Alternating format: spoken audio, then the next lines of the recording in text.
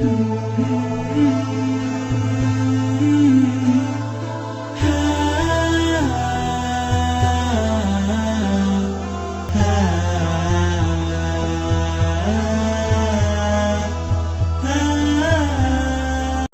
akhiratu khairul laka minal. Ini yang hebat. Saya kemarin bikin quotes, lalu kita sebarkan. Ini sebetulnya di antara esensi surah Ad-Duha. Kata Allah, Muhammad, saya bersumpah kepadamu, yakinkan pada jiwamu, nanti saat kamu ke akhirat, suasananya akan lebih enak dibandingkan dengan sekarang. Akhirat itu lebih baik dari apa yang kamu rasakan sekarang di dunia. Maksudnya begini, kalau kamu sedang capek, kamu sedang ada musibah, kamu sedang lelah, sabar. Nanti kalau sudah pulang, semuanya akan hilang. Memang dunia itu tempat capek, karena memang tempat beramal. Sholat di dunia, kerja di dunia, puasa di dunia, baca Quran di dunia. Kenapa kita kerjakan? Supaya cari bekal untuk pulang ke akhirat. Nanti kata Allah, kalau sudah pulang, semuanya akan hilang. Jadi tenang aja teman-teman. Capek cuma sebentar. Ya, capek cuma sebentar. Polah, gak apa-apa. Namanya juga dunia. Dunia itu memang tempat capek. Kalau nggak mau capek, ya pulang. Dunia itu tempat capek. Dan kita memilih untuk hidup. Maka jalani itu, nikmati saja, kerjakan aja. Setiap kerja ada pahala, setiap kerja ada pahala, setiap sholat pahala, baca Quran pahala, niat mencari nafkah karena Allah pahala, merawat anak pahala, memberikan ASI pahala. Gak apa-apa, memang capek. Memang ya dunia sifatnya capek. Tobakan antobak, setiap tahapan tuh capek lagi, biasa. Supaya dapat bekal. Bukankah orang kerja dapat gaji? Dan enak kan kalau gajian? Dan kalau sudah dapat gaji, lupa kan 29 hari ke belakang? Anda itu bekerja, kerja, berangkat gelap, pulang gelap. Tapi kalau sudah dapat gaji, semua itu kan hilang lupanya. Pergi ke Lembang, ya, jalan sama keluarga. Ada yang ke Palembang, beli tempe. Ada yang ke Lembang, beli mak Lembang. Semuanya kayaknya hilang aja. Besoknya kerja lagi. Kata Allah, saya janjikan yang lebih dahsyat. Kamu sabar saat di dunia, karena dunia memang tempatnya capek. Kamu cari bekal aja. Nanti saat pulang ke akhirat, saya berikan yang lebih indah dan nggak akan pernah ada capek lagi. Sholat udah nggak ada lagi. Jadi jangan pernah bercita-cita nanti ahli surga firdaus saya tahajud lagi. Terlampau soleh. Udah nggak ada. Baca Quran nggak ada lagi. Yang ada itu masuk surga dengan Qurannya. At-Tirmidzi nomor hadis 2915. Dipakaikan di atasnya mahkota, dipakaikan di badannya jubah kehormatan, dipakaikan di tangannya gelang-gelang emas, pakaiannya sutra. Quran surah ke-35 ayat ke-33. Jannatu adnin yadkhulunaha yuhallawna fiha min asawir, ya, min dhahabin wa lu'lu'a wa libasuhum fiha harir. Ahli Quran mau masuk ke surga pakai jubah, pakai mahkota, emas, sutra, semua naik. Apa yang terjadi? Dimintakan membaca Quran yang dia biasa bacakan saat di dunia. Jadi setiap dia baca, naik. Iqra wartaqi fa inna akhira qira'atika akhir manzilatika. Baca Quran yang biasa engkau bacakan saat di dunia. Nanti akhir bacaanmu, di situ tempat tinggalmu di surga. Dan berita baiknya, dia bisa menggandeng bapaknya, ibunya, suaminya, istrinya, anak-anak, cucu ikut di belakang semua. Kalau mereka orang yang beriman dan soleh di hadapan Allah Subhanahu wa Ta'ala, dipimpin oleh ahli Quran, naik ke surga. Dia bacakan sampai minal jinnati wan nas, puncak surga yang paling tinggi. Begitu nyampe di situ, dikunjungi oleh semua malaikat dari 8 pintu surga. Itu ada di Quran surah 13 ayat ke-24. Wal malaikatu yadkhuluna alaihim min kulli bab.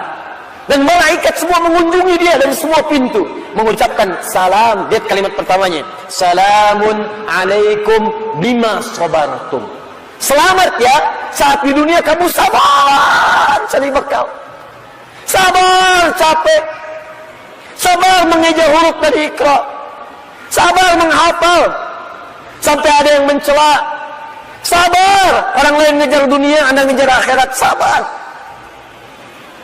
Orang lain cari ini, luaskan rumah, tambah mobil, tambah kendaraan. Meninggal, gak dibawa. Anda sabar. Insya Allah. Orang akhirat. Saya ngelihat ada ahli Quran tuh. Seringkali saya berhadapan dengan ahli Quran tuh dari daerah-daerah, seringkali menangis. Ada yang datang pengen setoran. Anda bisa kebayang nggak, suaminya pekerja mungkin kasar, orang sebutnya kuli. Istrinya ngambilin kayu bakar, kadang ke sawah. Anaknya bahkan ada yang masih kemudian kecil-kecil. Tapi kalau Anda berkunjung ke rumahnya, semua makanan dihidangkan yang mampu dia suguhkan. Lalu keluar kalimat alhamdulillah, abi kalau bekerja dapat uang banyak sekali, 500.000 sebulan, 500.000 banyak sekali, syukur. Ternyata perempuan itu sudah punya sanad hafalan Quran 7 qiraat. Lelakinya hafal Quran, anaknya hafid semua. Anaknya penghafal Quran semua. Anda ada di mana? Itu perlombaan, sabar, naik sampai ke atas. Jadi kalau sekarang sedang capek, nikmati, sabar. Besok kalau meninggal, nggak ada capek lagi. Dan panggilannya sudah tenang kita, karena kerja kita selesai. Mirip begini, ada berita besok gajian tenang kan? Malam tidur enak kan?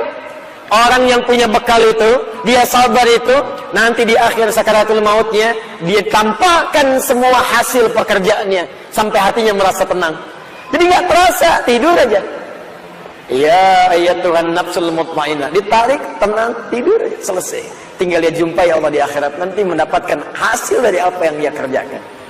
Makanya kata Allah, kalau sedang sholat terasa capek, apa jawabannya? Sabar ya, walal akhiratu khairul laka minal ula. Nanti di akhirat nggak ada tahajud lagi. Kalau sedang menghafal Quran capek, sabar ya, nanti di akhirat nggak ada menghafal lagi. Abadi sifatnya, wafat selesai hafalan itu. Kalau sedang kena musibah, sabar ya, sabar. Jalani dulu, zikir kepada Allah supaya dapat pahala. Nanti setelah meninggal nggak ada masalah lagi, tenang. Nanti pulang selesai semua. Jadi kalau ini kita tanamkan dalam jiwa kita, setiap punya masalah, nanti beres kok insya Allah. Selesai kok. Memang saya jalani aja, sampai waktunya saya wafat, saya pulang, saya dapatkan semua kenikmatannya. Masya Allah. Ustaz beneran? Benar. Surganya banyak? Banyak Ustaz. Alhamdulillah. Tapi Ustaz, kalau di surga pengen ngerokok, bisa enggak? Ya kalau bisa silakan, ambil apinya di neraka. Nikmat, sudah selesai. Kemudian apa yang terjadi? Wala saufa yu'tika rabbuka fatarda. Ini yang paling dahsyat. Nanti di akhirat kata Allah, kalau kamu sabar saat di dunia sekarang, Bu, Pak, sabar tahajud, sabar merawat anak, sabar sekolahkan mereka ke pesantren, sabar talaki Al-Quran, sabar berjamaah ke masjid, Anda kerja di pemerintahan, kerja jadi pegawai, ada yang berdagang, ada yang bisnis, sabar. Waktunya sholat, waktunya zakat, sabar. Nanti kata Allah, saat pulang ke akhirat, wala saufa yu'tika rabbuka fatarda. Saya akan berikan semua yang kamu inginkan sampai puas. Kaidah nikmat itu, kaidah nikmat. Semua bicara termasuk dalam Al-Quran. Selama hidup di dunia, kaidah nikmat itu gak ada yang pernah puas. Saya ulang ya, nikmat itu gak ada yang pernah puas. Contoh, punya sepeda nikmat bukan? Punya motor nikmat tidak? Punya mobil nikmat tidak?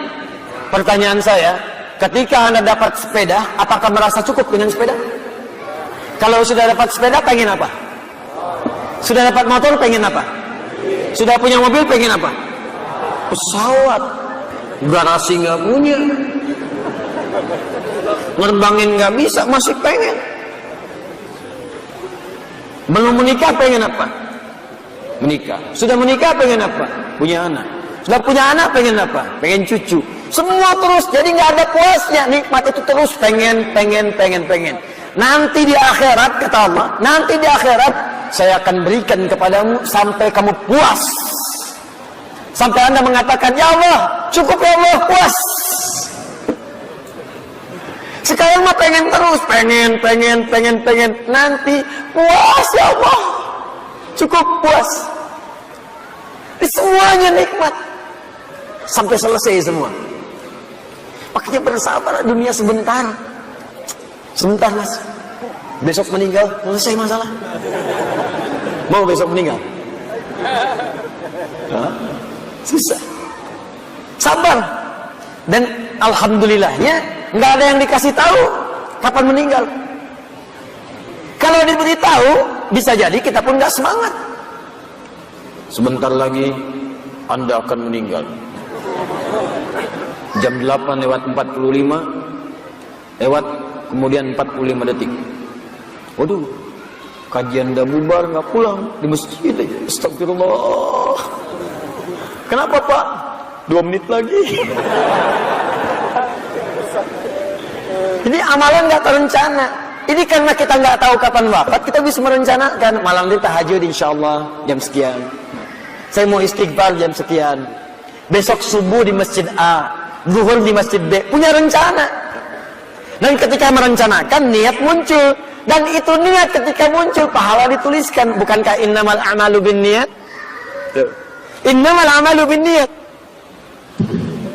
Di ketika niatnya itu sampai, pahala dituliskan. Ini panitia ini nggak akan dihisab, nggak akan diberikan pahala berdasarkan mic-nya bunyi atau putus. Tapi udah ada niat nih, yang penting ada niat ya, ada pahalanya. Masalah bunyi putus, perjuangan saya di sini.